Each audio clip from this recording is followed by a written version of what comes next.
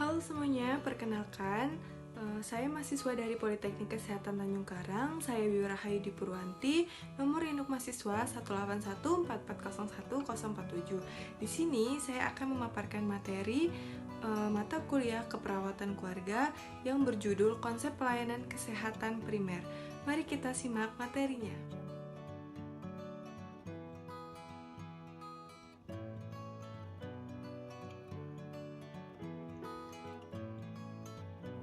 Nah, yang pertama akan kita bahas yaitu apa sih pelayanan kesehatan itu atau primary health care. Nah, jadi primary health care atau yang sering disebut dengan pelayanan kesehatan masyarakat adalah pelayanan kesehatan yang paling depan, yang paling pertama kali diperlukan masyarakat pada saat mereka mengalami gangguan kesehatan atau kecelakaan. Nah, pelayanan kesehatan primer ini pada umumnya ditunjukkan kepada masyarakat di pemukiman pedesaan dan yang berpenghasilan rendah di perkotaan. Nah, pelayanan kesehatan ini sifatnya berobat jalan, diperlukan untuk masyarakat yang sakit ringan dan masyarakat yang sehat untuk meningkatkan kesehatan mereka. Nah, contohnya itu ada puskesmas, puskesmas keliling, klinik. Nah, apa saja sih jenis pelayanan kesehatan itu? Nah, jenis pelayanan kesehatan pada umumnya dibagi menjadi dua. Nah, yaitu yang pertama pelayanan kedokteran. Tujuannya untuk menyembuhkan penyakit dan memulihkan kesehatan, serta sasaran terutamanya adalah perseorangan dan keluarga.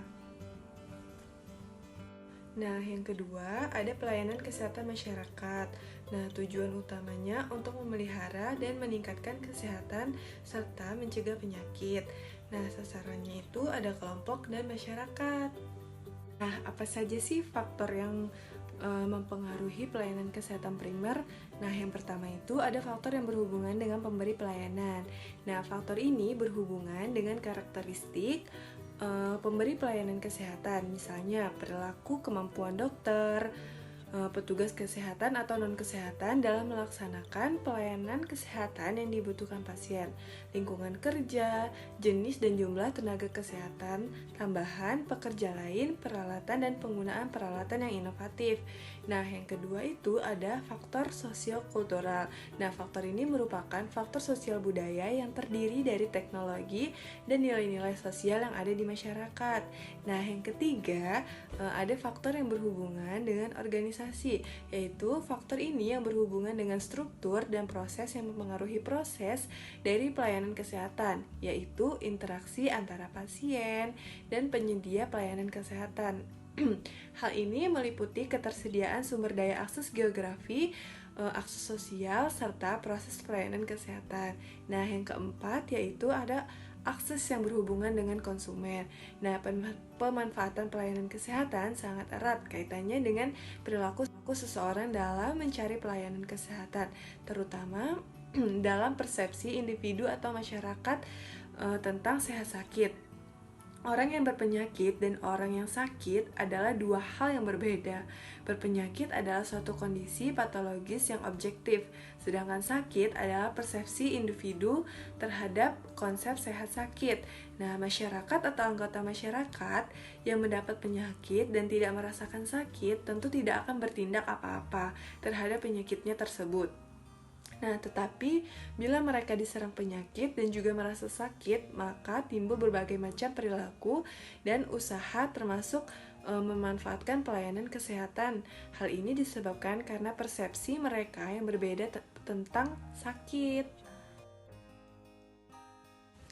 Selanjutnya, ada konsep promotif, preventif, kuratif, dan rehabilitatif. Apa itu konsep promotif kesehatan? Nah, istilah promotif diartikan sebagai peningkatan. Hal tersebut tidak terlepas dari asal mula dipergunakannya istilah promotif itu sendiri. Promotif atau promosi kesehatan merupakan terjemahan dari bahasa Inggris, yaitu promotion of health. Nah, diartikan sebagai meningkatkan kesehatan seseorang, yaitu dengan melalui asupan gizi seimbang, olahraga teratur, dan lain sebagainya agar orang tersebut tetap sehat dan tidak terserang penyakit. Nah, Apa sih itu preventif kesehatan? Nah, istilah preventif diartikan sebagai pencegahan. Yang dimaksud dengan preventif kesehatan atau upaya kesehatan preventif adalah suatu upaya melakukan berbagai tindakan untuk menghindari terjadinya berbagai masalah kesehatan yang mengancam diri kita sendiri maupun orang lain di masa yang akan datang. Nah, usaha pencegahan suatu penyakit lebih baik daripada mengobati. Hal ini dikarenakan usaha pencegahan suatu penyakit akan memunculkan hasil yang lebih baik dan biaya yang lebih murah. Apa sih itu kuratif kesehatan? Nah, istilah kuratif diartikan sebagai penyembuhan. Yang dimaksud dengan kuratif kesehatan atau upaya kesehatan kuratif adalah suatu upaya kesehatan yang dilakukan untuk mencegah penyakit menjadi lebih parah melalui pengobatan. Nah, upaya kesehatan kuratif juga dapat diartikan sebagai usaha medis yang dilakukan untuk menyembuhkan atau mengurangi rasa sakit yang diderita seseorang. Termasuk dalam tindakan ini adalah mengenal dan mengetahui jenis penyakit pada tingkat awal serta mengadakan pengobatan yang tepat dan segera.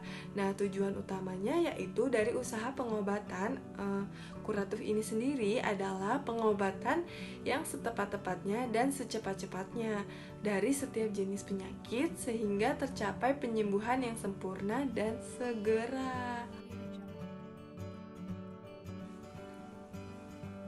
Apa itu rehabilitatif kesehatan? Istilah rehabilitatif diartikan sebagai pemulihan.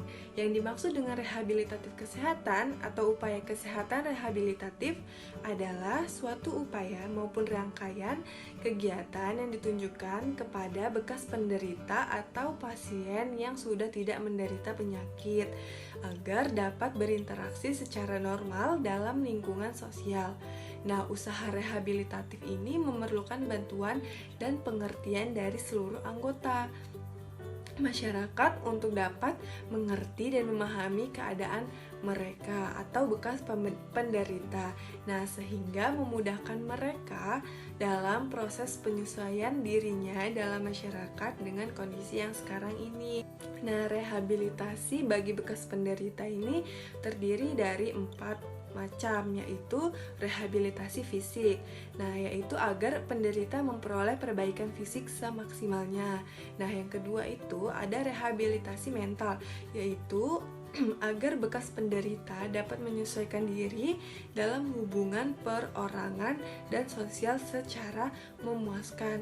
Yang ketiga yaitu rehabilitasi sosial vokasional, yaitu agar bekas penderita menempati suatu pekerjaan atau jabatan dalam masyarakat dengan kapasitas kerja yang semaksimal mungkin sesuai dengan kemampuannya.